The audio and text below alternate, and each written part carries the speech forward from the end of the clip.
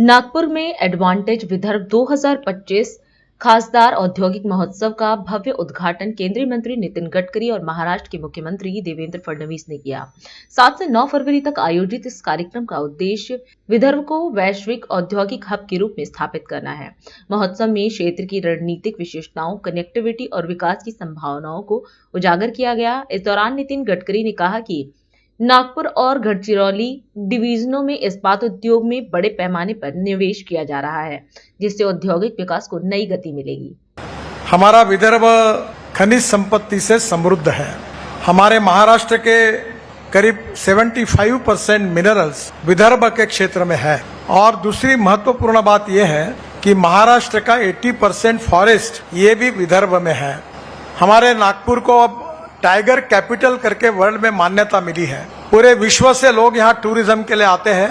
ताडोबा, पेंच, उमरेड ये सब जगह पर आज लोग विदेशों से आने लगे हैं। हमारा ये क्षेत्र है, ये एग्रीकल्चर के दृष्टि से कपास का क्षेत्र है और ऑरेंज का क्षेत्र है। विशेष रूप से विदर्भ के सामाजिक, आर्थिक और शैक्षणिक पिछड़ेपन की चर्चा पिछले अनेक सालों में चली है। विदर्भ का विकास हो, विदर्भ में ग्रोथ रेट बढ़े और विदर्भ में रोजगार का निर्माण हो, ये उद्देश्य आज के इस कार्यक्रम के आयोजन के पीछे हमारा है। और मुझे बहुत खुशी है कि आज इस समय हम यहाँ उपस्थित हैं। उसमें से एक बहुत अच्छी बात हासिल हुई है।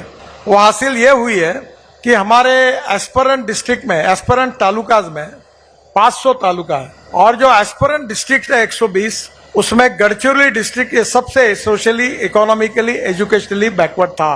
मैं धन्यवाद दूंगा देवेंद्र फडणवीस जी को कि हम लगातार प्रयास कर रहे थे कि गढ़चिरौली जिले में एक तरफ फॉरेस्ट है और दूसरी तरफ मिनरल्स है, और इसलिए गढ़चिरौली जिले का विकास होने के लिए मिनरल्स के आधार पर, खनिज संपत्ति के आधार पर उद्योगों की स्थापना करने से हम लोग 25 साल से प्रयास कर रहे थे।